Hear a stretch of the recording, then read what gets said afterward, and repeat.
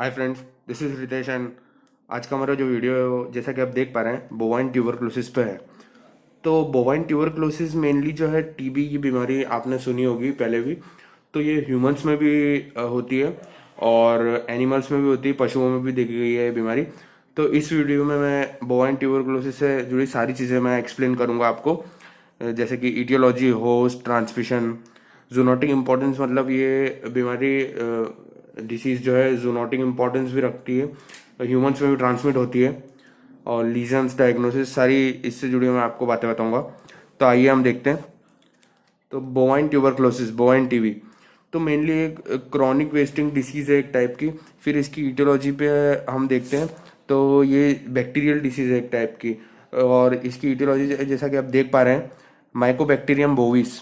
जो causal agent जो है उसका नाम है माइकोबैक्टीरियम बोविस। ठीक है, फिर उसके हम डिटेल्स देखते हैं। एरोबिक बैक्टीरिया होता है, एसिड फास्ट स्टेन होता है, एसिड फास्ट बैक्टीरिया होता है, और रॉड शेप्ड होता है। अब एसिड फास्ट की विशेषता मैं आपको बता देता हूँ। एसिड फास्ट बैक्टीरिया जो होता है, मतलब ये ना तो ग्राम पॉजिटिव होता है ना ही ग्राम नेगेटिव होता है। ये एसिड फास्ट स्टेन से मतलब अगर ये ग्राम ग्राम स्टेनिंग करते हैं तो ना तो ये ग्राम पॉजिटिव रहता है ना ग्राम नेगेटिव रहता है। तो इसके लिए स्पेशल स्टेनिंग प्रोसीजर यूज़ करते हैं इसको आइडेंटिफाई करने के लिए। तो उम्मीद करता हूँ आप समझ पा रहे होंगे। तो आइए हम आगे देखते हैं। फिर होस्ट, मतलब ससेप्टेबल होस्ट। ये बैक्टीरिया कौन कौन से एनिमल्स को इन्फेक्ट करता है, तो इंक्लूडिंग ह्यूमंस। जैसे कि आप मैंने आपको बताया था कि जूनोटिक इंपॉर्टेंस रखता है, तो ह्यूमंस को भी इन्फेक्ट कर सकता है ये। और फिर कैटल, बफेलो, कैटल है, बफेलो यानी लिखा है, डॉग, कैट, पिग, हॉर्स। तो mainly cattle, goats and pigs are most susceptible. Cattle, goats और पिग्स में ज़्यादातर ये रिपोर्ट करा गया, देखा गया है। ठीक है दोस्तों, तो आइए हम आगे देखते हैं। फिर ट्रांसमिशन की बात करें तो ट्रांसमिशन में जैसा कि आप देख पा रहे हैं, इन्फेक्टेड केटल्स जो है are the main source of infection. Infected cattles मतलब डायरेक्ट कॉन्टेक्ट से भी हो सकता है, इनडायरेक्ट कॉन्टेक्ट से भी हो सकता है, और मेनली जो रूट्स ऑफ ट्रांसमिशन है वो इनहेलेशन और इंजेक्शन है ऑफ द बैक्टीरिया। ठीक है, आइए हम आगे देखते हैं। फिर इसके बाद जूनोटिक इम्पोर्टेंस ऐसे है कि how this disease gets transmitted into humans, मतलब इंसानों में कैसे फैल सकती है।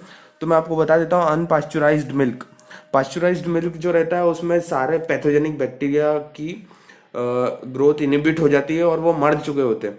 लेकिन अनपास्चुराइज्ड मिल्क जो है उससे ये डिसीज ट्रांसमिट हो सकती है। फिर उसके बाद डायरेक्ट, जैसे जो वेटनेरियंस होते हैं उन्हें कभी कभार एनिमल्स का स्लॉटर भी करना पड़ता है, तो inhalation of bacteria during slaughter, ठीक है, ये भी एक कारण हो सकता है ट्रांसमिशन का। और मेनली ये जो bacteria infects mainly upper respiratory tract.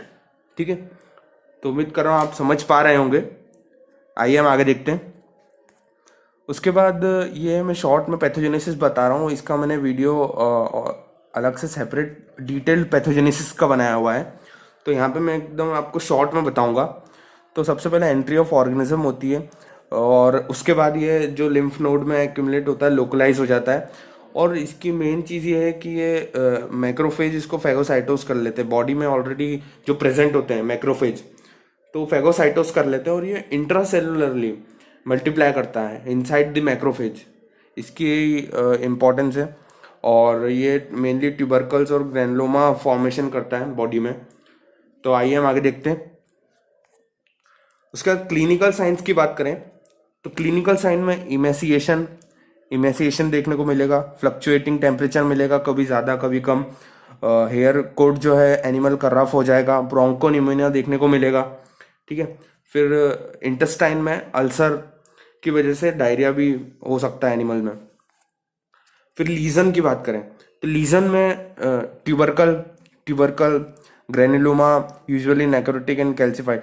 जो ट्यूबरकल फॉर्मेशन होता है, ग्रेनुलोमा बनता है, तो वो उसमें नेक्रोसिस होती है और धीरे धीरे कैल्सिफिकेशन होने लग जाता है, इसलिए कैल्सिफाइड लिखा हुआ। फिर ग्रॉस लीजन्स में कैल्सिफिकेशन ऑफ ट्यूबरकल्स है वो मेनली, और पर्ल डिसीज भी इसे कहा जाता है। और ट्यूबरकल कभी कभार ब्रेक हो जाता है ब्लड वेसल में और दूसरी जगह, तो इस वजह से इसको मिलियरी ट्यूबरक्लोसिस भी बोलते हैं। मिलियरी साइज के लीजन बनते हैं, ठीक है, मिलियरी जैसे। आइए हम आगे देखें। माइक्रोस्कोपिक लीजन की बात करें तो इसमें मेनली माइक्रोस्कोपिकली में हम माइक्रोस्कोप में एक तो आइडेंटिफाई कर सकते हैं एसिड फास्ट बेसिलाई और मल्टी न्यूक्लियर जाइंट सेल देखने को मिलते हैं। इसकी जोनोटिक इम्पोर्टेंस मैं पहले आपको बता चुका हूँ। ह्यूमंस में अनपास्चराइज्ड मिल्क या बिना मतलब इसीलिए बोलते हैं कि जब भी दूध का उपयोग करते हैं घर में या कहीं भी, तो मिल्क को हमें बॉईल ज़रूर करना चाहिए। उसमें जो भी हार्मफुल इफेक्ट्स रहते हैं बैक्टीरिया के और पैथोजेनिक बैक्टीरिया जो है वो किल हो जाता है उससे, ठीक है। आइए हम आगे देखें। उसके बाद डायग्नोसिस की बात करते हैं तो मेनली ट्यूबरक्लोसिस से आप ध्यान रखिएगा। ट्यूबरकुलिन टेस्ट जो होता है मेनली परफॉर्म करते हैं और एसिड फास्ट टेस्ट कर सकते हैं एसिड फास्ट बेसिलाई को आइडेंटिफाई करने के लिए। उसके बाद पीसीआर कर सकते हैं, फिर सीरोलॉजिकल टेस्ट में एलाइजा और डीएनए फिंगरप्रिंटिंग कर सकते हैं, ठीक है दोस्तों। तो छोटी सी डिसीज़ है लेकिन ये बहुत इम्पोर्टेंट रखती है और ये वेटनरी माइक्रोबायोलॉजी में, वेटनरी पैथोलॉजी में भी पढ़ाई जाती है, बीयूएससी एंड एच में, सेकेंड प्रोफेशनल ईयर में। तो उम्मीद कर रहा हूँ आपको ये डिसीज़ समझ आई होगी और इससे रिलेटेड अगर कुछ भी डाउट हो, क्वेरी हो, तो आप बिल्कुल कमेंट बॉक्स में पूछ सकते, बता सकते हैं। So thank you friends, thank you very much.